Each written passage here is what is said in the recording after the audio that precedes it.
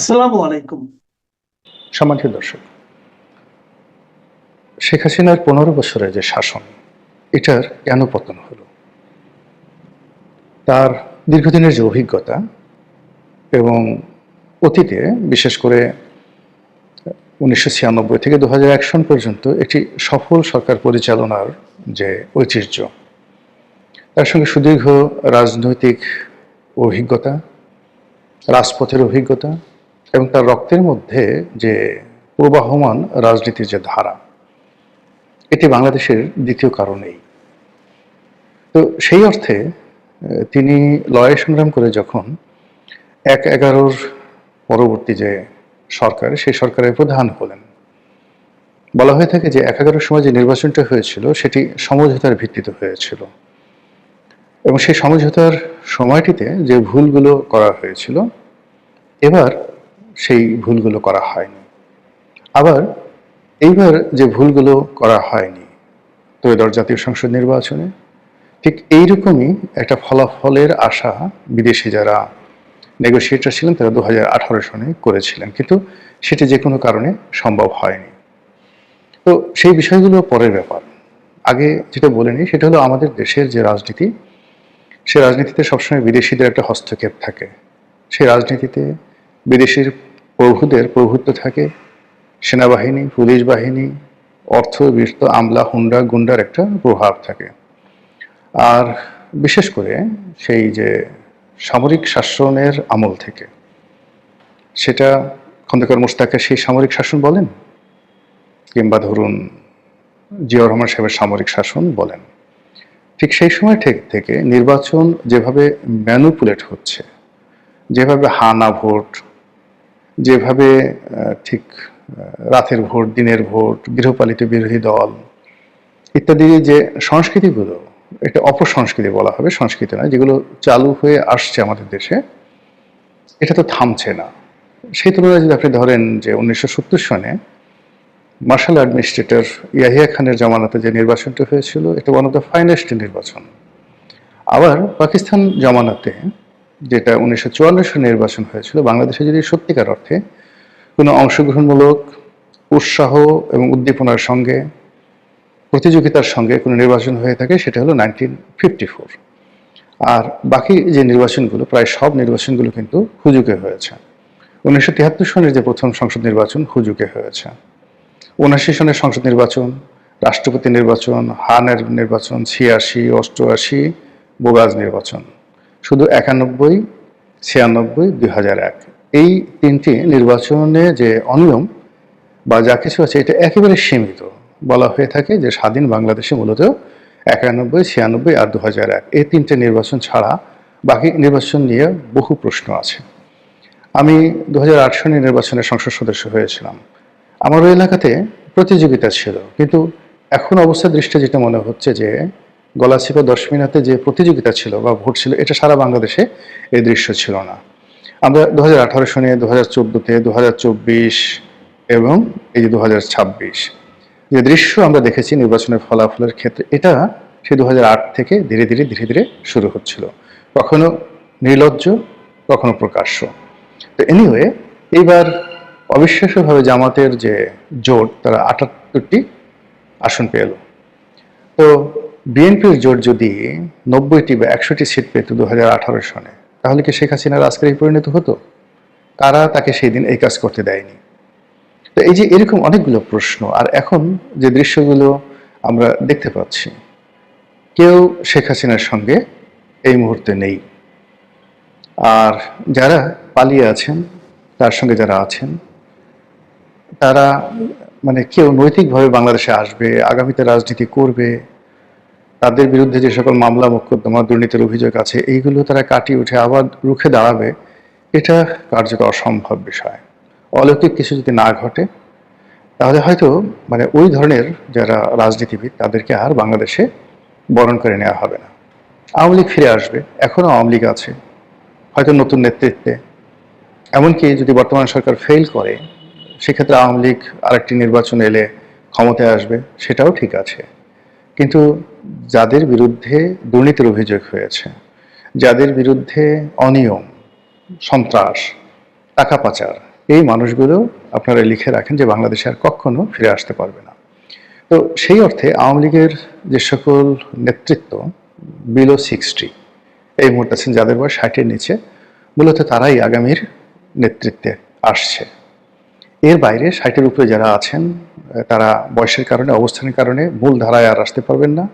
আর 60-এর উপরে যারা গাড়ি বাড়ি টাকা থেকে শুরু করে বেগম পাড়ায় সহায় সম্পত্তি এগুলো করে এই মুহূর্তে শেখ হাসিনার চক্ষুশূলে পরিণত হয়েছেন, তারা জিন্দিগিতে রাজনীতির কথা কল্পনা করতে পারবেন না। এখন ফুসফাস ভুং ভাং যা কিছু আছে এগুলো হচ্ছে। তো যেটা বলছিলাম আজকের এই শিরোনাম, সেটা হলো যে শেখ হাসিনার যে পতনগুলো হয়েছে, এখানে পতনগুলো বলতে তিনি যে কেবলমাত্র ক্ষমতা হারিয়েছেন তা নয়, তিনি তার পিতার সম্মান হানি করেছেন। তার যে কেবলমাত্র পিতার সম্মান হানি হয়েছে তা নয়, তার দলের কোটি কোটি নেতাকর্মী আজ জীবন মরণ সমস্যার মধ্যে পড়েছেন। তারপর আওয়ামী লীগের যে ঐতিহ্য রয়েছে, আওয়ামী লীগের যে ভিত্তিমূল রয়েছে, সেই ভিত্তিমূলটা ভেঙে চুরে তছনছ হয়ে গেছে। শেখ হাসিনা তার রাষ্ট্র ক্ষমতা ব্যবহার করে বেগম জিয়ার বাড়ি ভেঙেছেন, কিন্তু আমজনতা মব সৃষ্টি করে চোখের সামনে 32 নম্বর ভেঙে চুরমার করে দিয়েছে। সুধার সদনে কেউ নেই, আওয়ামী লীগের অফিসগুলো বিরান। এটা কেন হলো, কিভাবে হলো, এই বিষয়গুলো আলোচনা করতে হবে আওয়ামী লীগকে, এবং একই সঙ্গে আলোচনা করতে হবে বর্তমান যারা আছে তাদেরকে। এর কারণ হলো যে ক্ষত সৃষ্টি হয়েছে, যে দায় সৃষ্টি হয়েছে এই গত 17 মাসে কিংবা আওয়ামী লীগের 16 বছরে, সেই ক্ষতগুলো যদি বর্তমান প্রশাসন তারা যদি সেগুলো ধীরে ধীরে কাটিয়ে উঠতে না পারে, তাহলে একই পরিণতি তাদের জন্য অপেক্ষা করবে আগামী দিনে। ঘটনা যাই হোক না কেন, গত 17 মাসে যে দায়, সেই দায়গুলো জামাতকেও নিতে হবে, বিএনপিকেও নিতে হবে, এনসিপিকেও নিতে হবে, এবং ডক্টর মোহাম্মদ ইউনূস তো নিবেনই। তো ওনার তো বয়স হয়ে গেছে, আর কয়েকদিন পরে দেখবেন যে তিনি কাণ্ডজ্ঞান হারিয়ে ফেলেছেন। এখন তার বয়স প্রায় 89 বছর। তো সেই অবস্থাতে একটা মানুষ, তাকে আপনি কিভাবে বিচার করবেন, কিভাবে প্রতিশোধে আওতায় আনবেন? আলটিমেটলি যারা এই মুহূর্তে স্টিয়ারিং চেপে আছেন তাদের উপরে কিন্তু ইতিহাসের দায় পড়বে। তো সেক্ষেত্রে শেখ হাসিনার যে পতন, সেই পতনগুলোর যে কারণ, সেই কারণগুলো যদি বর্তমান প্রশাসন আছেন তারা বিশ্লেষণ করেন, তারা তুলনামূলকভাবে ভালো থাকবেন। আমার কাছে যেটা মনে হলো যে শেখ হাসিনা 2008 থেকে 2013 পর্যন্ত মোটামুটি চমৎকারভাবে চালিয়েছিলেন প্রশাসন, অসাধারণ সুন্দরভাবে চালিয়েছেন, এবং তার যে মাস্টার প্ল্যানগুলো ছিল, ব্যাকবোনগুলো ছিল, এই যে মেট্রো রেল, তারপরে এক্সপ্রেসওয়ে, তারপরে অন্যান্য যে সকল মেগা প্রকল্প, পদ্মা সেতু, এগুলো কিন্তু তার প্রথম টার্মেই করা হয়েছিল। পরবর্তী টার্মে যে জিনিসগুলো নেওয়া হয়েছে ওইগুলোর কন্টিনিউয়েশন, কিন্তু চিন্তার কোনো নতুনত্ব আসেনি। এখন প্রথম টার্মে তার সঙ্গে যারা যারা ছিলেন, দলের মধ্যে যে গণতন্ত্রগুলো ছিল এবং দলের যারা ত্যাগী পরীক্ষিত নেতাকর্মী ছিলেন, সবাইকে তিনি কিন্তু মোরাললেস মূল্যায়ন করেছিলেন। অজয় পাড়াগাঁয়ের একজন আওয়ামী লীগ নেতা, তিনিও শেখ হাসিনা দ্বারা মূল্যায়িত হতেন। তিনি তখনও সেই আমলাদের স্যার হয়ে ওঠেননি, তখনও আপা ছিলেন, গণভবনের দরজা তখনও বন্ধ হয়নি।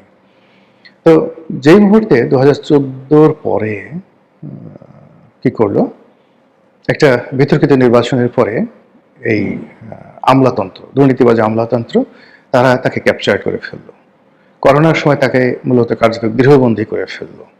আর এই সময়টিতে তিনি যে সকল মানুষের খপ্পরে পড়লেন, আমি ব্যক্তিগতভাবে নাম বলবো না কারো, এদের সংখ্যা একজন দুজন নয়, এদের সংখ্যা হয়তো কয়েকশো।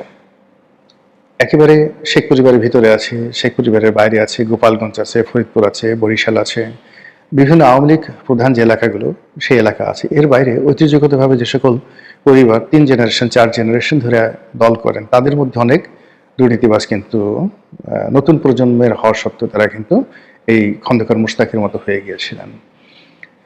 এর ফলে শেখ হাসিনার যে স্বাভাবিক যে বিচার বিশ্লেষণ ক্ষমতা, এটা হ্রাস পায় কয়েকটি কারণে।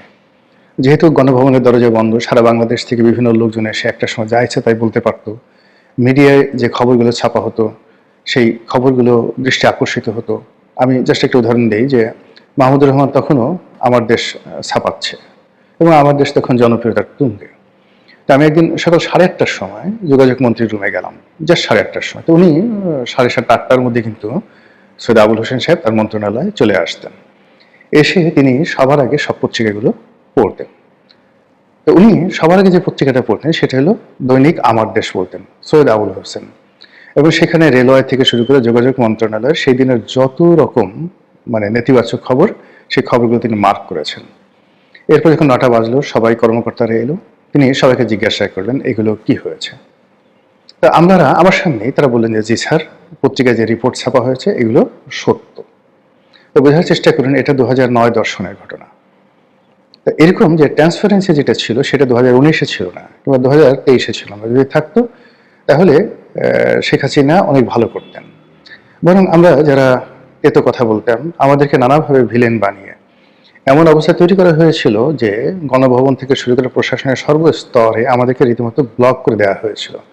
আমাদের কোনো লেখা পড়া যাবে না, আমাদের কোনো কথা শোনা যাবে না, এবং আমরা যদি কোনো কথা বলতাম সেই কথা ব্ল্যাক আউট করে দেওয়া হতো যেন শেখ হাসিনার কানে না যায়।